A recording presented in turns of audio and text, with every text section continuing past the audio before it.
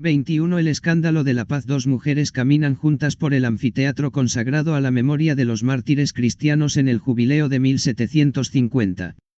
Avanzan en la oscuridad, entre las antorchas, en una fría noche de abril. Las dos son jóvenes, con largos cabellos de un rubio oscuro, y las dos van cubiertas por sendos abrigos negros, a simple vista parecen indistinguibles. Ninguna de las dos habla. Otros han decidido por ellas que son enemigas, pero no es eso lo que Irina, enfermera ucraniana, y Albina, posgraduada rusa, se consideran. Permanecen juntas. Juntas se detienen bajo la cruz y juntas cargan con ella. Las secuelas de una bronquitis que me obligó a un breve ingreso hospitalario me imponen que ese año no presencie el Vía Crucis en el Coliseo, pero estoy con ellas, recogido en oración, en Santa Marta, miro en la pantalla ese doble escándalo, el de la cruz y el de la paz. A principios de 2022, la tela de araña de una tercera guerra mundial fragmentada se extiende a un nuevo y terrible escenario, transformándose cada vez más en conflicto global, poco después de haber reconocido la independencia de la República Popular de Donetsk y la de Lugansk, dos estados de la región de Donbass que se autoproclaman independientes. Las Fuerzas Armadas de la Federación Rusa invaden Ucrania el 24 de febrero al amanecer. La guerra alcanza el corazón de Europa y barre las últimas ilusiones sobre el final de la historia, que, 24 siglos después de Tucídides, trajo consigo la caída del muro de Berlín. Al igual que en 1962, el año de la crisis de los misiles de Cuba, el mundo se ve de nuevo reflejado en el espectro de la destrucción nuclear bajo la amenaza concreta de artefactos cuya sola posesión debería ser considerada inmoral. No era el momento de preocuparse por los protocolos y los ceremoniales.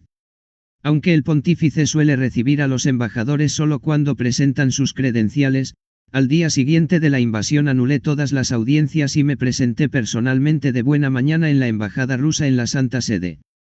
Era la primera vez que un papa lo hacía. La rodilla no había dejado de darme guerra, así que fue un papa renqueante el que se presentó ante el embajador Abdeev para expresarle su preocupación. Le imploré que cesaran los bombardeos, aposté por el diálogo, propuse una mediación vaticana entre las partes y me declaré dispuesto a ir a Moscú lo antes posible si Putin, con quien ya me había encontrado 3 veces en el curso del pontificado, habría un mínimo resquicio a la negociación. El embajador me escuchó con atención, pero el ministro de Exteriores, Lavrov, me escribió más tarde para decirme, con cortesía institucional, que no era el momento adecuado. También llamé al presidente ucraniano Zelensky, a quien recibiría al año siguiente en el Vaticano, y de nuevo en octubre de 2024, para expresarle mi dolor, mi apoyo y mi cercanía a su pueblo. Estaba y sigo estando a disposición de cualquiera de las partes, como un trabajador, dispuesto a hacer lo que sea necesario para alcanzar el objetivo de la paz. Por ese motivo la representación diplomática vaticana es la única que no ha abandonado su sede en la capital ucraniana, ni siquiera durante los bombardeos más brutales. El pueblo ucraniano no solo ha sido invadido, es también un pueblo mártir, perseguido ya en tiempos de Stalin con un genocidio por hambre, el Holodomor, que causó millones de víctimas. En estos años de conflicto, la Santa Sede ha puesto en marcha muchas iniciativas para paliar los nuevos y grandes sufrimientos. Las misiones a Ucrania del cardenal Czerny, en la zona fronteriza con Hungría, y del cardenal Krajewski, en las limítrofes con Polonia, fueron desde el primer momento una expresión concreta de solidaridad y compromiso. También el viaje de Monseñor Gallagher, secretario vaticano para las relaciones con los estados y las organizaciones internacionales, y las misiones realizadas, no solo en los países implicados, sino también en Washington y Pekín, por el cardenal Zuppi, que se ha desvivido para lograr que los niños ucranianos deportados a Rusia por las autoridades ocupantes regresen a sus casas gracias a un mecanismo creado ad hoc para resolver casos concretos. Yo mismo me puse inmediatamente manos a la obra para favorecer los intercambios de prisioneros entre Moscú y Kiev, empezando por los heridos y los enfermos, y 2 años después del inicio del conflicto también me reuní con el nuevo embajador ruso en la Santa Sede, Soltanovsky, sin cesar de buscar una solución diplomática. Pero sé que no es suficiente, hay que multiplicar los esfuerzos, empezando por la comunidad europea y la internacional, que deben asumir la tarea de hallar nuevas vías eficaces para facilitar el diálogo, la negociación y la mediación. Sabemos que no es posible obtener resultados a toda costa, pero todas las partes deben ser conscientes del alcance de su responsabilidad. Los intereses imperiales, sean del imperio que sean, no pueden anteponerse de nuevo a las vidas de cientos de miles de personas. Demasiados huérfanos, demasiadas viudas, demasiados evacuados y demasiados escombros, después de otro año de muerte y destrucción, tras haber consagrado ambos países al corazón inmaculado de María y haber recordado la necesidad de transformar los frentes en puentes, lloré ante la Virgen durante la oración en Piazza di Spagna por todo ese dolor. Cada día en que las armas siguen hablando, es un día más de fracaso y de sufrimiento insensato y culpable.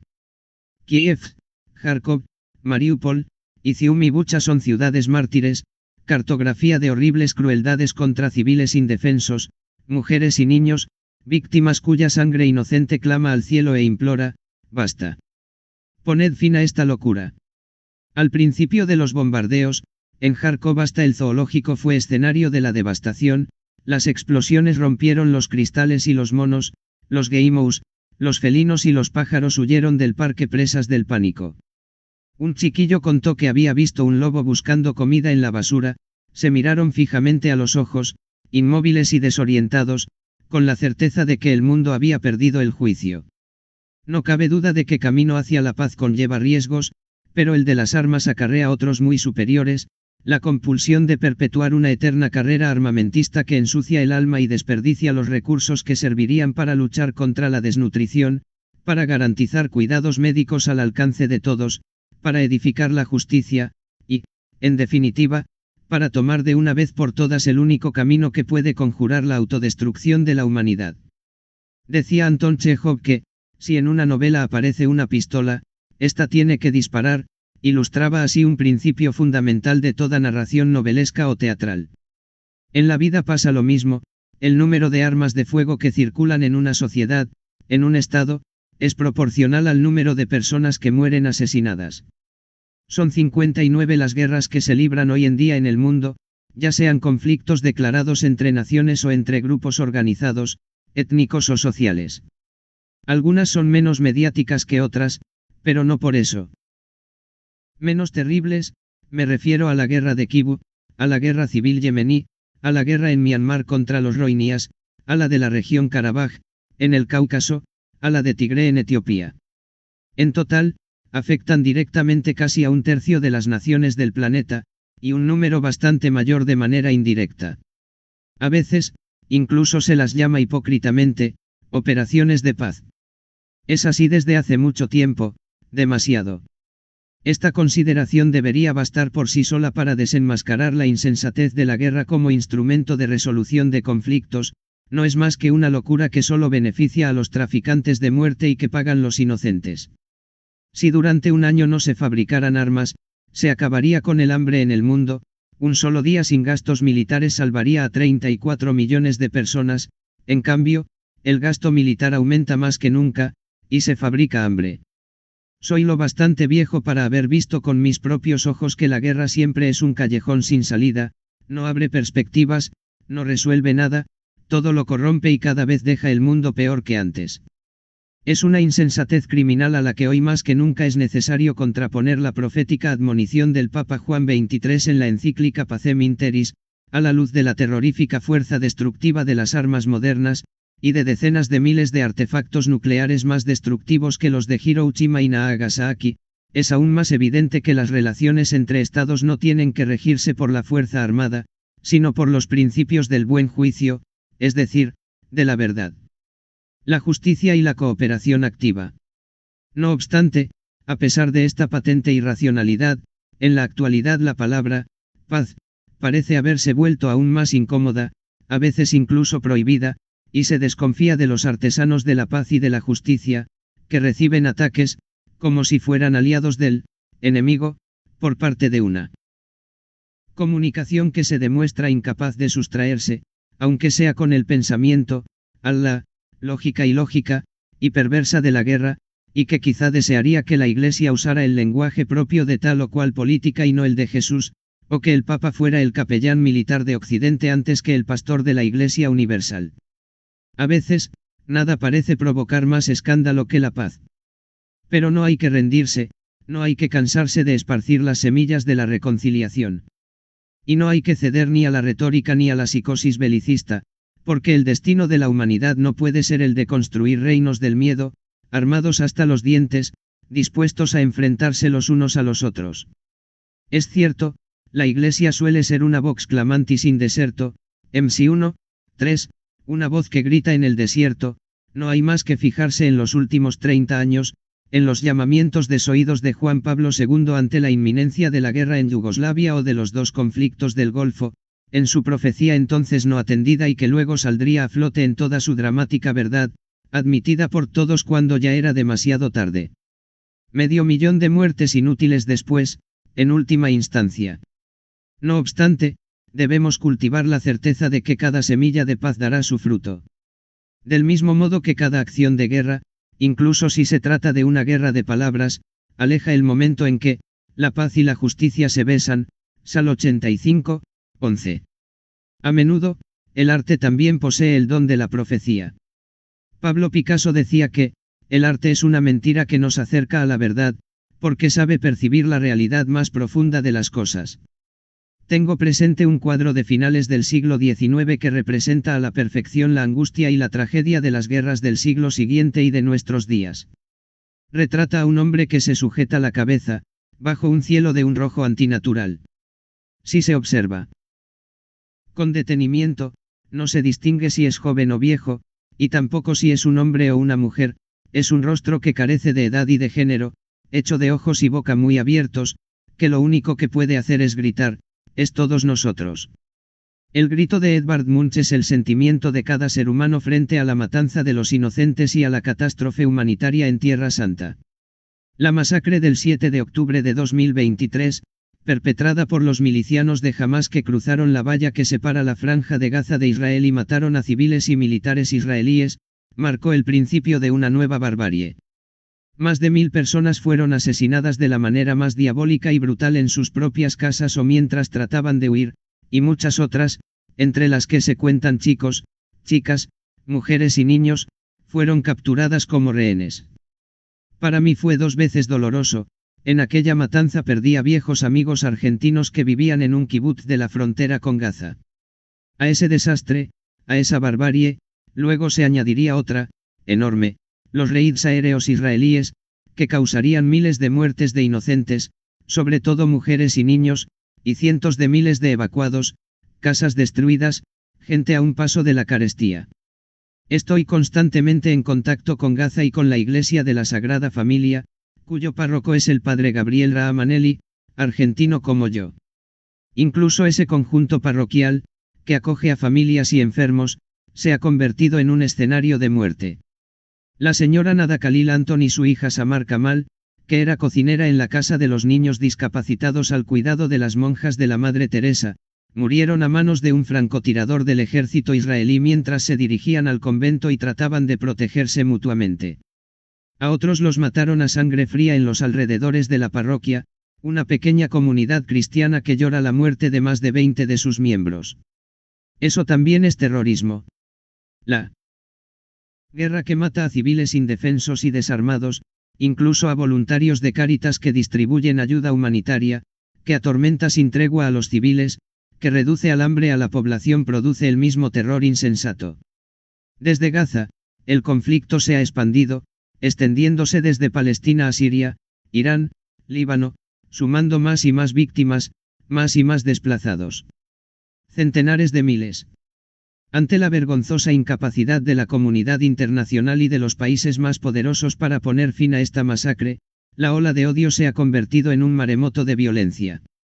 La sangre derramada acrecienta el miedo y la rabia, junto al deseo de venganza, en una espiral criminal que se autoalimenta de forma vertiginosa apresando entre sus fauces también el futuro. En la ciudad de Tiro, a pocas decenas de kilómetros de Beirut, el convento franciscano de la Custodia de Tierra Santa se ha convertido en un centro de acogida para desplazados, sin distinciones de color o religión, en un número ya imposible de contar. Poco antes de partir junto a la caravana de los desplazados, llevando consigo a la capital las reliquias y el Santísimo Sacramento, el párroco, el padre Taufik Boumeri, lanzó durante la misa una conmovedora y dramática invocación, dirigiéndose directamente a las armas: queridísima bomba, te lo suplico, déjanos en paz. Queridísimo misil, no estalles. No obedezcáis la mano del odio. Me dirijo a vosotros porque los otros oídos están tapados, y los corazones de los responsables se han endurecido, y la brutalidad se ha extendido en el trato entre las personas. Así que os lo ruego, escuchadme vosotros. Os llaman bombas inteligentes, sed más inteligentes que aquellos que os manejan. No ha quedado nadie a quien matar, dijo. Familias exterminadas. Sila, una niña de 6 años, perdió a su padre, a su madre, a su hermanita de 1 año y medio, a su abuelo, a su abuela, a su tío junto a su familia. El día anterior a esa homilía, un misil destruyó 9 casas a 50 metros del convento. Las piedras cayeron en el patio donde se encontraban los desplazados. Terror, gritos, llanto y miedo se mezclaron con la sangre de los heridos. Estoy con ellos. Estoy con los que se han visto forzados a dejar sus viviendas, con las familias atormentadas, al límite. Estoy con quien se ve obligado a dejar la escuela y el trabajo, a deambular en busca de una meta para escapar de las bombas. Estoy con las madres que lloran a sus hijos muertos, y con los niños a los que se les ha negado incluso el derecho a jugar. Estoy con quien teme alzar la mirada, porque es fuego lo que cae del cielo. A todos los tengo cada día en mis pensamientos, en mis oraciones, a veces en mi llanto. Frente a esa violencia que se extiende, las lágrimas resbalan por las mejillas y las bocas de los niños de todos los rincones del mundo repiten el grito de Munch: basta. Yo lo hago mío, y es la misma súplica que he repetido a los jefes de Estado en todas las conversaciones telefónicas, a los responsables de gobernar las naciones en mis llamamientos. Basta. Cesad el ruido de las armas, pensad en los niños. Hace un tiempo me mostraron un dibujo que ilustraba el eterno conflicto afgano. Representaba el perfil de un niño mutilado con una línea punteada en el lugar del rostro. Al pie, una frase decía: si queréis entender lo que es la guerra, insertad aquí la foto de vuestro hijo. Eso es la guerra, el terror que no captan las cámaras de los drones, el que solo se ve en los hospitales de campaña, en Kabul, en Kiev, en un kibutz, en Gaza o en Tiro. Pensar en todos los niños como en hijos propios es un antídoto contra la deshumanización que transforma cualquier reclamación de existir en un conflicto cada vez más cruento para acallarla. La salvación no puede construirse con palabras y gestos de venganza, la vida solo puede construirse con palabras y gestos de justicia que renuncian a la humillación del adversario.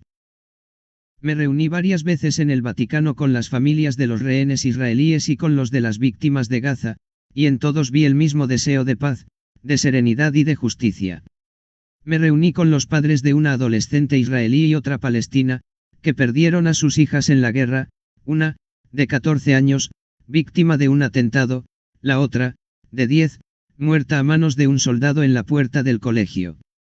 El dolor era idéntico y también la determinación, superar el odio para buscar un camino donde su luto sirviera de algo.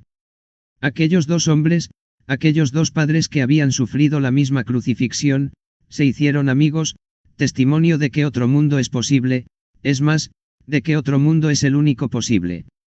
Para Tierra Santa solo puede emprenderse el camino marcado por los acuerdos de Oslo de 1993, que se quedaron en papel mojado tras el asesinato del primer ministro Isaac Rabin a manos de un extremista israelí, la ecuánime solución de 2 estados bien delimitados y de un estatus especial para Jerusalén. Cualquier solución que se funde en la venganza, donde quiera que se adopte, nunca podrá traer la paz y solo servirá para esparcir nuevas semillas de odio y resentimiento, generación tras generación, formando una interminable cadena de afrentas. En junio de 2014, durante el segundo año de mi pontificado, el entonces presidente israelí Shimon Peres, el palestino Mahmoud Abbas, el patriarca Bartolomé y yo plantamos un olivo en los jardines vaticanos para invocar la paz en Oriente Próximo. Poco antes había peregrinado a Tierra Santa. En Jerusalén, recé frente al muro de las lamentaciones y deposité en una de sus hendiduras un papel en el que había escrito, en español, una frase del Padre Nuestro: perdona nuestras ofensas, como también nosotros perdonamos a los que nos ofenden. Solo si perdonamos las ofensas, nos libraremos del mal. Más tarde, durante el trayecto hacia Belén, me crucé con un muro muy alto, el que separa a los israelíes de los palestinos a lo largo de cientos de kilómetros. Saltándome el protocolo de seguridad, le pedí al chofer que se detuviera y también recé allí, con la frente apoyada en esa barrera y rodeado de un grupo de jóvenes palestinos. La Mizrahi Getty Images en Jerusalén, deposito mi oración en una de las hendiduras del Muro de las Lamentaciones. Fue en Belén donde expresé el deseo de que los líderes de los dos pueblos se reunieran para tener un gesto significativo e histórico de diálogo y de paz, y ofrecí como lugar de oración mi casa, en el Vaticano. El sueño de Belén ha cumplido 10 años. En junio de 2024 quise conmemorar aquel encuentro invitando a los jardines a todo el cuerpo diplomático, de manera especial a los embajadores de Israel y Palestina, así como al rabino y al secretario general de la mezquita de Roma. Aquel plantón ya se ha convertido en un árbol de más de 5 metros de altura, y aunque el ruido de las armas no se ha acallado, aunque sigamos viendo morir a muchos inocentes, y de la manera más cruel, miles y miles de palestinos e israelíes de buena voluntad no abandonan la esperanza de que llegue un nuevo día. No debemos rendirnos, no debemos dejar de reclamar y construir relaciones de fraternidad que anticipan el amanecer de un mundo en que todos los pueblos convertirán las espadas en arados. Asimismo, hoy más que ayer, debemos ser conscientes de que la paz necesita corazones transformados por el amor de Dios, que libra del egoísmo y vence los prejuicios. Como proclamó Juan Pablo II, no hay paz sin justicia y no hay justicia sin perdón. El perdón no es traición ni debilidad, todo lo contrario.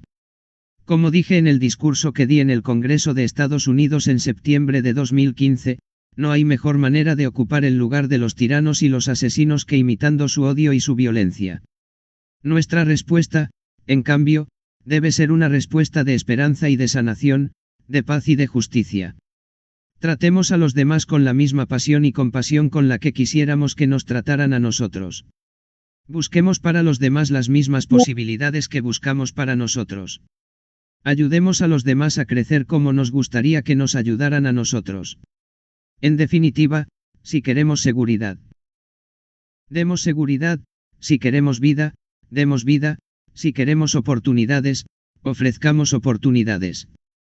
La medida que usemos para los demás será la medida que el tiempo usará con nosotros. Eric Van de Ville /Gamma Rapo vía Getty Images en el trayecto hacia Belén, apoyo la frente sobre el muro que separa a israelíes y palestinos. Debemos sustituir la cobardía de las armas con la valentía de la reconciliación. Guerra es un sustantivo femenino, pero la guerra no tiene rostro de mujer. Necesitamos la mirada de las madres, necesitamos su valentía. Y necesitamos arquitectos que sepan encarnar esta conciencia y esta perspectiva. ¿Por qué no podemos permitir que, dentro de 10 años, el próximo Papa se vea obligado a seguir regando el olivo? A los hombres y a las mujeres de todas las regiones del mundo, y sobre todo a los jóvenes, les digo, no creáis a quien os dice que nada puede cambiar, o que luchar por la paz sea cosa de ingenuos o soñadores. No creáis a quien quiere convenceros de que es lógico llevar una existencia contra los demás, o sin los demás, contra los pueblos, o sin ellos. Quienes lo sostienen fingen fortaleza, pero son débiles. Puede que incluso finjan una sabiduría que en realidad es locura. Son locos que suelen urdir intrigas y actuar para favorecer los intereses, a menudo oscuros, de los fabricantes de violencia, de quienes anteponen los negocios a la paz, detrás de muchas guerras libradas en nombre del pueblo, o de la seguridad, hay sobre todo mezquinos intereses personales, también políticos. No os contentéis con sus sueños estrangulados, atrapados, destinados a construir nuevas pesadillas, soñad en grande. La guerra es una locura, la paz es racional, porque refleja y realiza la naturaleza humana y las naturales aspiraciones de los pueblos. Es soñar despierto, a la luz del sol, y compartirlo con los demás, siempre en plural. Nosotros no negamos la existencia de conflictos, no los ocultamos, no hacemos como si nada, no los ponemos a un lado, porque sabemos que hacerlo trae como consecuencia acrecentar las injusticias y generar malestar y frustración, que pueden traducirse, tanto individual como colectivamente, en acciones violentas. Nosotros no confundimos agresor con agredido, y no negamos el derecho a defenderse, afirmamos con convicción que la guerra nunca es inevitable, y que la paz siempre es posible. Invocamos el Aius Pacis como derecho de todos a resolver los conflictos, repudiando la guerra, como también recoge la Constitución italiana, el país del que soy obispo. Nosotros no somos neutrales, tomamos partido por la paz. Sabemos que la paz nunca será el fruto de los muros, de las armas que se apuntan entre sí. Sabemos que una paz real y duradera es la consecuencia de una economía que no mata, que no produce muerte, que cultiva la justicia, que no se rinde a los paradigmas tecnocráticos y a la cultura del beneficio a toda costa. Como dice San Pablo, lo que uno siembre, eso cosechará, Gal 6, 7. La guerra, todas las guerras, son sacrílegas porque la paz es un don de Dios, pero es un don que ha de ser sembrado por hombres y mujeres. Si ahora nuestra civilización siembra muerte, destrucción, miedo, injusticia y decepción, es señal de que debemos ser artesanos de un cambio que afirme los derechos de las personas y de los pueblos, empezando por los más débiles, por los marginados, y de la creación, nuestra casa común, agotando los pozos de odio con la fraternidad. Hay que plantar cara a los ladrones de futuro y oponernos a ellos con la convicción de que el único futuro posible pertenece a los hombres y a las mujeres solidarios y a los pueblos hermanados, y que la única autoridad posible es la que se pone al servicio de esta causa, porque la autoridad que no es servicio es dictadura. La guerra no es solo el teatro de las mentiras, puesto que la mentira siempre la precede y la acompaña, y puesto que la verdad es su principal víctima, la guerra es en sí misma una mentira. No es de extrañar que en un escrito titulado ejemplarmente Arrepentíos, el gran escritor ruso Lev Tolstoy asocia este sentimiento con el peor mal del mundo, la hipocresía. No en vano, Cristo se enfadó una sola vez, y fue a causa de la hipocresía de los fariseos. La verdad es que solo puede haber futuro si somos realistas y sensatos, sembradores de paz y de esperanza.